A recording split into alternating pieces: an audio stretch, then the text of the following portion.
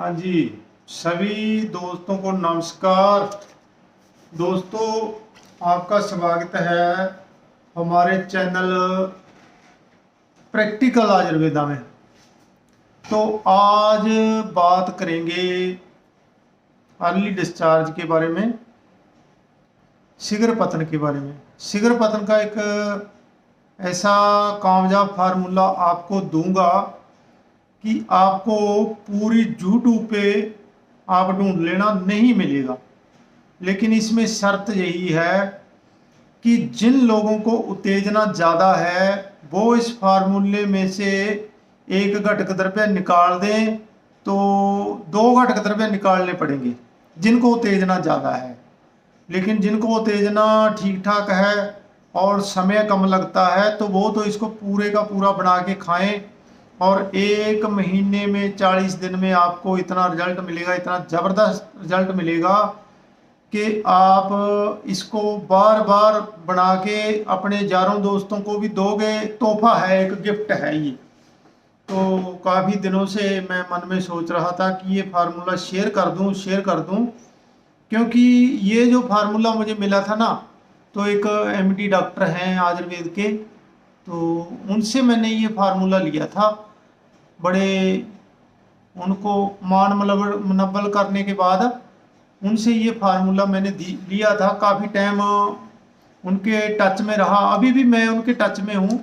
तो कोई केस अड़ जाता है तो कहीं पे समस्या आ जाती है तो मैं उनसे उनमें उनके साथ अपनी बात को शेयर करता हूँ, तो प्रॉपर उनसे जानकारी लेता हूँ, तो वो मुझे जानकारी दे भी देते हैं, तो कोई समस्या वाली बात नहीं है। तो उन्होंने ये अपने दिल का एक राज बताया था मेरे को।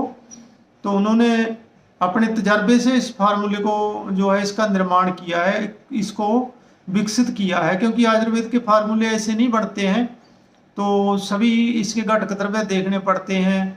तो कौन सी चीज़ पित्त की वृद्धि करेगी, कौन सी चीज़ वात का शमन करेगी, तो ये सारी चीज़ों का कॉम्बिनेशन देख के फिर ही ऐसा कॉम्बिनेशन बनाया जाता है। तो ये जो कॉम्बिनेशन है बहुत से रोगियों पे इस्तेमाल किया है, ज़बरदस्त रिजल्ट है। आप आंख मीच कर बना लें। लेकिन जिनको उत्तेजना ज़्यादा है वो इसमें दो चीज़ें बताऊंगा, वो दो चीज़ें इसमें से निकाल के बना लें, नॉर्मल तरीके से बना लें। जिनको उत्तेजना ठीक ठाक आ रही है, समय भी नहीं लगता है, जब उत्तेजना कम है समय नहीं लगता है, तो उनके लिए तो ये रामबाण है। तो खान पान का विशेष ध्यान रखना पड़ता है। ज़्यादा पित्तवर्धक चीज़ें नहीं खानी है, दूध और घी का इस्तेमाल अच्छे तरीके से करना है, और फार्मूला लेते समय पानी ज़रूर पीना है, 8 से 10 गिलास।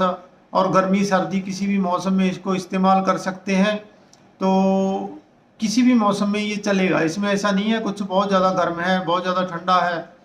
तो ये एक कॉम्बिनेशन ऐसा कॉम्बिनेशन है कि बहुत अच्छा कॉम्बिनेशन है। ये मैंने चलाया काफ़ी मरीजों को, तो चलाने के बाद मुझे रिजल्ट मिला, तभी मैं आपसे शेयर कर रहा हूँ। और यूट्यूब पे काफ़ी समय से मैंने हाजिरी नहीं लगवाई थी, तो इसलिए आज हाजिरी लगा रहा हूँ। ये बहुत ही अच्छा फार्मूला है। ये मान के चलिए कि मेरे एक सीने का राज था, एक दिल का राज था। तो काफ़ी समय से सोच रहा था कि बता दूं जहाँ से क्या लेके जाना है। खास करके जो मेरे से वैद्य मित्र जुड़े हुए हैं वो तो इसको बड़ी आसानी से बना सकते हैं, वैसे इसको कोई भी बना सकता है, तो इसमें कोई दिक्कत वाली बात नहीं है। तो अंत तक आप जुड़े रहें, वीडियो के अंत तक आपको पूरा फार्मूला तभी समझ आएगा। आप बीच में काट के या स्किप करके वीडियो ना देखें। और ज़्यादा लंबी चौड़ी बात नहीं करेंगे, वैसे आपको पता ही है कि क्या क्या सावधानियाँ रखनी होती हैं, क्या क्या प्रिकॉशन रखनी होती हैं ऐसे रोगियों में। तो ऐसे रोगियों को पौष्टिक आहार की ज़रूरत होती है। कब्ज ना रहने दें, पेट साफ रखें। अगर उनके मेदे मसाने में गर्मी है तो पहले उसको ठीक कर लें। उसके लिए आप एम्बलिक्योर डीएस चला सकते हैं। और एक फार्मूला हमने यहाँ पे दे रखा है जिसमें मलैयन नंबर 1 कासनी बीज है, गुलाब के फूल हैं, अपना जौ खार है, कलमी सोरा है। तो 4 चीज़ों का कॉम्बिनेशन वो भी आप दे सकते हैं, या तो कोई लीवर टाउन का कोई भी दे सकते हैं, क्योंकि जो ये वैद्यकी का कार्य करते हैं सबको पता होता है। अगर कोई नहीं वैद्यकी का कार्य करता है वो इसको बनाना चाहता है तो वो मेरे से एक बार कॉल करके पूछ सकता है, या तो वॉइस मैसेज कर सकता है कि मेरा ये स्थिति है, अपनी उम्र, वजन, पेशाब का रंग, कब्ज, गैस, एसिडिटी की पूरी डिटेल बता के आप पूछ लें कि मैं इसको खा सकता हूँ या इसके साथ कोई सहायक औषधि लेनी है तो उसको मैं बता दूंगा। तो बात करते हैं फार्मूले की। फार्मूले में आपने लेने हैं मुलट्ठी 60 ग्राम, अश्वगंधा 30 ग्राम, दाए के फूल 30 ग्राम, सतावर 30 ग्राम, पुष्प धनवा रस 3.5 ग्राम, मकरध्वज 3.5 ग्राम, और इसके बाद आपने लेना है बोलबद्ध रस 15 ग्राम। तो जहाँ पे मैं यही बात करने वाला था कि जिनको उत्तेजना ज़्यादा है तो वो पुष्प धनवा रस और मकरध्वज मत डालें, सिंपल तरीके से बना लें। तो गर्मी ज़्यादा है या उत्तेजना बहुत ज़्यादा है तो वो पुष्प धनवा रस और मकरध्वज इस फार्मूले से निकाल के इसको सिंपल तरीके से बना लें। तो सभी औषधियों को अच्छे तरीके से ब्रीक कर लें तो ये 1 महीने की दवाई आपकी तैयार बन जाएगी।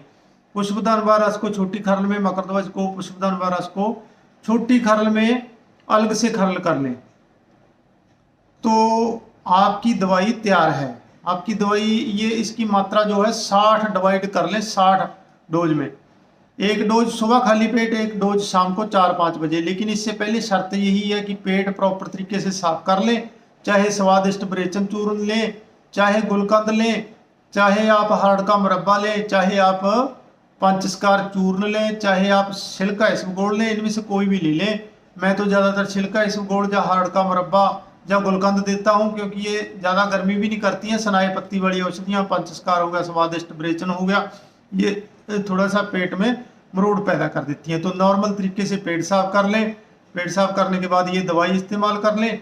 जिनको मैदे मसाने में गर्मी है वो सीधे ना इस्तेमाल करें। जिनका पेशाब पीला आता हो, आँखों में जो है पीलापन हो, तो ऐसे रोगी इसको सीधे डायरेक्ट इस्तेमाल ना करें। पहले 15-20 दिन लीवर टॉनिक ले लें, उसके बाद ये दवाई इस्तेमाल करें तो शीघ्र पतन वालों को बहुत ही अच्छा रिजल्ट देगी। ऐसी दवाई आपको, चाहे आप कितने भी महंगे महंगे फार्मूले बना लें, ऐसी दवाई आपको नहीं मिलेगी। आप बनाएं, इसका इस्तेमाल करें और इससे लाभ लें। और जो भी लाभ मिले आप कमेंट करके जरूर बताएं। पहले भी जो फार्मूले बताए हैं हमने सच्चे सुच्चे फार्मूले बताए हैं, दिल से बताए हैं। कभी कोई चीज़ का 1% भी सीक्रेट नहीं रखा है। अगर कहीं कोई सीक्रेट होता है तो हम बोल देते हैं कि भाई ये सीक्रेट है। जैसे मेरे को माजून का किसी ने फार्मूला दिया था तो वो माजून के बारे में मेरे से बहुत वैद्य मित्र पीछे पड़ेंगे, आप वैद्य जी हमें वो माजून का फार्मूला बता दें। तो हम भी किसी के जो है बंदे होते हैं। तो जिन वैद्य मित्रों ने दिया था उन्होंने मेरे को बोला था कि आपने यूट्यूब पे इसका वीडियो नहीं डालना है, और अगर डालोगे तो आप इसके घट कदर पे मत बताना। तो आगे से हमारी भी दोस्ती फिर खराब हो जाती है। तो अगर हम उनसे वादा किया हुआ है, अगर उस वादे को हम तोड़ेंगे तो फिर आगे से हमने कभी कोई डिस्कशन करनी है, कुछ पूछना है तो हम नहीं पूछ पाएंगे। तो हमारी भी कुछ मजबूरियां होती हैं। बताने को तो क्या है, इतने बड़े बड़े फार्मूले बता दिए, तो 1-2 फार्मूले सीक्रेट होते हैं वो नहीं बता सकते, क्योंकि उसमें अगले की बनाने वाले की भी काफ़ी मेहनत लग जाती है, काफ़ी जो है उसको काफ़ी बार असफलता मिलती है, फिर कहीं जाके सफलता मिलती है। तो उसमें मेहनत कितनी लगती है, क्या क्या चीज़ें उसकी खराब होती हैं, तो ये उसी को पता होता है। इसलिए अगर कोई हमसे ये वचन लेता है, जबान लेता है कि इसको आगे नहीं शेयर करना, तो उसको फिर करना भी नहीं चाहिए और उसके लिए मजबूर भी नहीं करना चाहिए। तो एक भाई मेरे पीछे पड़ गया कि भाई जी माजून वाला फार्मूला दो। मैंने उसको बोला कि और बहुत से फार्मूले हैं, आप कोई और बना लो, या तो माजून आप लेना चाहते हो तो आप हमसे मंगवा लो। बोला नहीं नहीं, आप तो ऐसे करते हैं, आप कुछ बताते नहीं, आप छुपाते हैं। तो ऐसे होता है भाई, मजबूर भी नहीं किसी को करना चाहिए। जो मेन फार्मूला है वो हम बता देते हैं। तो ये फार्मूला है, आप बनाएं, इसका लाभ लें, इसके बहुत अच्छे परिणाम हैं, बहुत अच्छे रिजल्ट हैं। और जो भाई नए आए हैं चैनल पे, वो चैनल को सब्सक्राइब कर लें और वीडियो को ज़्यादा से ज़्यादा शेयर कर दें और कमेंट करके अपनी हाजिरी जरूर लगाया करें।